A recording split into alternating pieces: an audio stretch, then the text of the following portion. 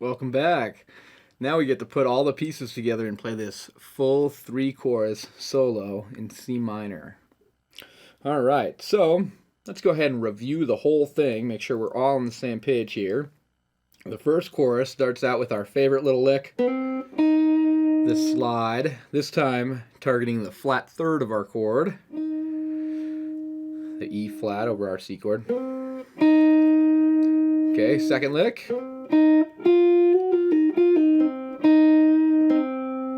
Okay, or remember, don't need to go crazy with those hammer-ons. We can also go. Okay, and then we have this part. Walking down from 3, 4, 5, 3. Slide from 5 to 3. 1, 3. That whole thing repeats verbatim over the 4 minor chord.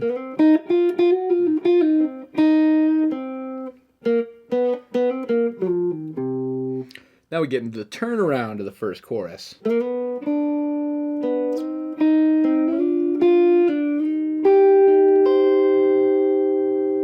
Okay, that is our favorite lick again. This time 4th fret of G to the 3rd fret of B. 1 fret higher. 2 frets higher than that. And then we slide up. We finish with this little bar shape thing across our 3 treble strings for a C minor chord. Okay, that's the entire first chorus, and that brings us up into this little zone right here. And we're going to do that lick. So we'll slide in from 7 to 8. And that's on B, and then we go to the E string. We play 8, 10, 11 with the pull-offs that we talked about. Hammer on, pull off, pull off, pull off, pull off. Or we also have our simple version where we just hang here and go back. Okay, and then that repeats. The very last note will slide from 10 to 12 on G instead. Then the third time, that part repeats. It's a little tricky going from pinky to pinky. So we're going to do a reverse roll again. Okay, then we slide up to the 13th fret, note F.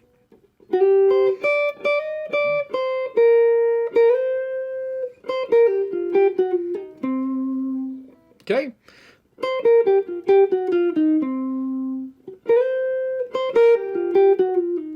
And that's how we end it. So we have the same lick.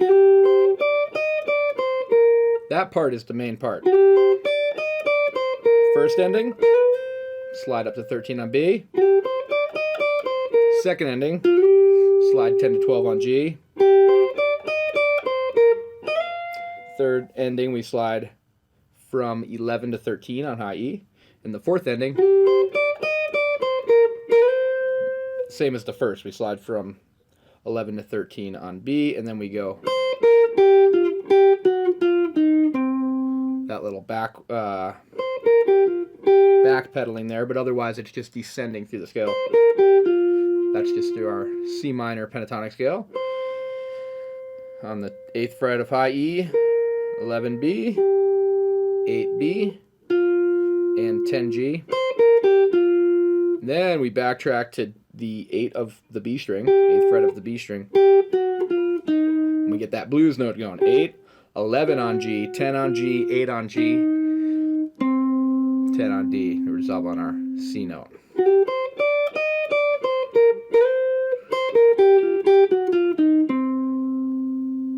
Cool. So, or we can do the fancy way with the hammer on pull-offs.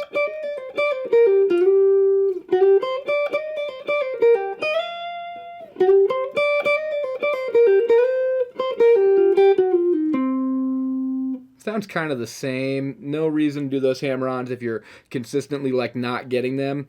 Just wait. Just do the regular way, the simpler way, and work your way up to that, because it sounds really good the simple way too. So you don't feel like you have to do it, but if you'd like to, it's a cool little thing you can try. Okay, and then sometimes we approach that note here, but then we're just going into a G7 arpeggio. That's 10 on A, 9 on D, 12 on D, 10 on G. Then we slide that up. And do that same shape, but 1 fret higher and in reverse. So we have 11 on G, 13 D, 10 on D, 11 on A.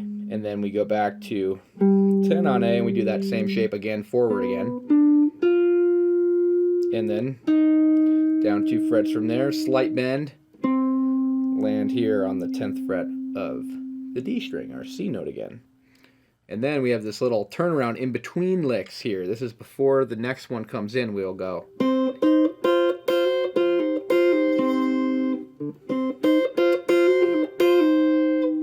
going to leave that right off here. We won't. Sometimes you could do that lick and end it here. We'll just leave it on this note without going back to the C. And immediately into that.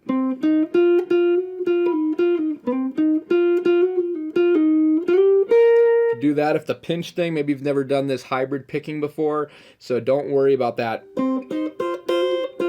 Getting that sound, you can always just do it. Or a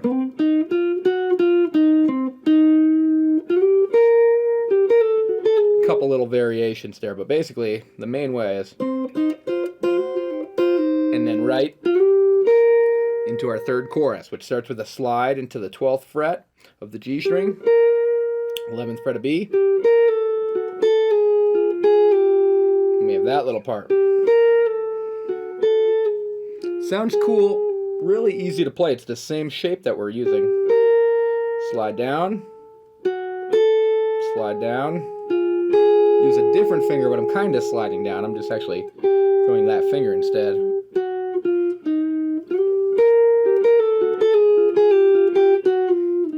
Through the blues note.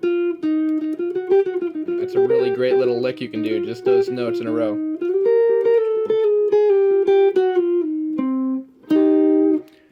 And then we do the same thing from the beginning, that little wrap up. That whole thing repeats. I got both strings that time. Remember, those are kind of optional. You get only that one or both if you'd like. And then a third time.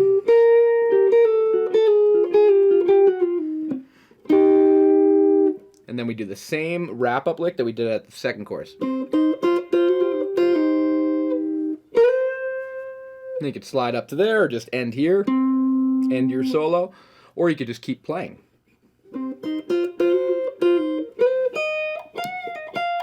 Do something else. There's an extra place to play, make something up for yourself on the backing track too, so feel free to not stop there, but to just maybe stay right here in the pentatonic box and improvise around a little bit when you get to the end there.